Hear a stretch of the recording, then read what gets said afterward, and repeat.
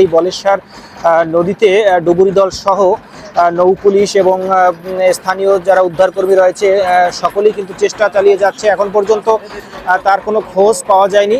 তবে ওমর ফারুক সম্পর্কে আমরা যতটা জেনেছি যে তার মা এবং বাবা দুজনেই আলাদা হয়েছে, অর্থাৎ তারা আসলে মা বাবা দুজনেই আলাদাভাবে তারা আলাদা হয়ে অন্যত্র বিবাহ করেছে। তবে এই ছেলেটি কিছুদিন নানার বাড়িতে কিছুদিন দাদার বাড়িতে থাকে। আজকের 10 থেকে 12 দিন হলো তিনি রয়েছেন তার দাদার বাড়িতে এসেছেন। তো সেই দাদার বাড়ি হচ্ছে চরদানি ইউনিয়নের কেওড়াতলা এলাকায়। তো এখানে আসার পরে তাকে খুঁজে পাওয়া যাচ্ছে না এবং তিনি তাকে খোঁজ করার জন্য কিন্তু এই মুহূর্তে তিনি ফায়ার সার্ভিস সদস্য সহ নৌ পুলিশ এবং স্থানীয় লোকজন তারা চেষ্টা করতেছে।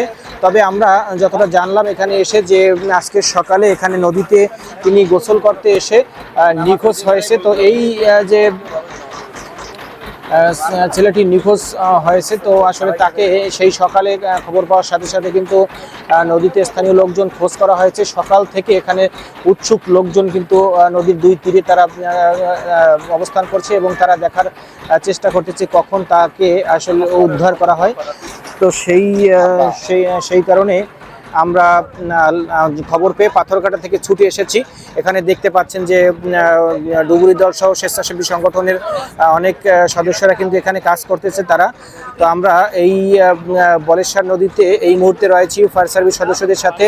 আমরা লাইভে সংযুক্ত হওয়ার চেষ্টা করেছিলাম, তবে এখানে যেহেতু নেটওয়ার্ক সমস্যা যার জন্য লাইভ করতে পারতেছি না। এই জন্য অ্যাজ লাইভের মাধ্যমে আপনাদের সাথে আমরা ভিডিওতে যুক্ত হচ্ছি। আমরা এই বিষয়টি নিয়ে নেটওয়ার্কে যাওয়ার সাথে সাথে আপনাদের সাথে আপনারা যখন ভিডিওগুলো দেখবেন, আসলে এখন সন্ধ্যা ঘনিয়ে আসার একদম পূর্ব মুহূর্তে আমরা এই ভিডিওটি করছি। তবে এখন পর্যন্ত এই ছেলেটিকে কোথাও খুঁজে পাওয়া যায়নি।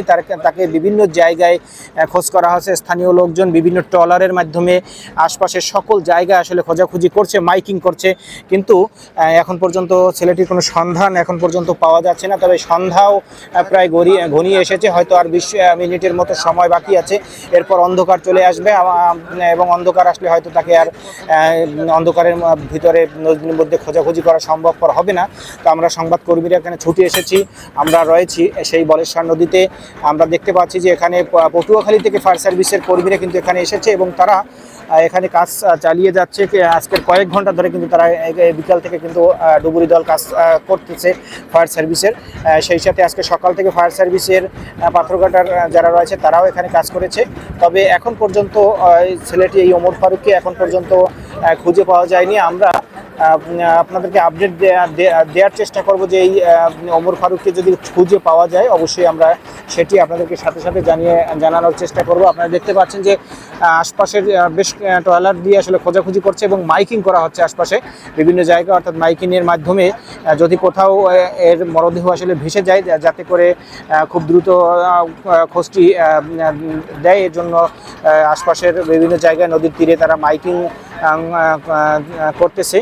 তবে সবাই সর্বোচ্চ চেষ্টা চালিয়ে যাচ্ছে। তবে এখন পর্যন্ত শত চেষ্টার পরেও এখন পর্যন্ত এই ওমর ফারুককে এখন তার সন্ধান এখন পর্যন্ত খুঁজে পাওয়া যায়নি। আজকের দুপুরে তিনি এখানে গোসল করতে এসে নিখোঁজ হয়েছে এবং নিখোঁজ হওয়ার পরে তাকে সেই থেকেই খোঁজাখুঁজি চলছে। বেশ কয়েক ঘন্টা ধরে সকাল থেকে আসলে খোঁজাখুঁজি করা হচ্ছে।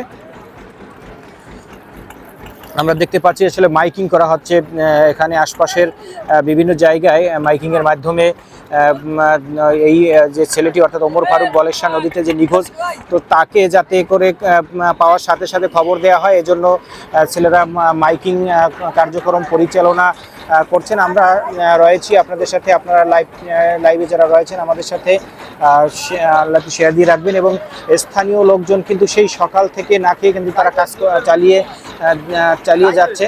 তবে এখনও তাদের কোনো খোঁজ পাওয়া যাচ্ছে না। দেখতেই পাচ্ছেন ডুবুরি দলও তারা কিন্তু কাজ করতেছে।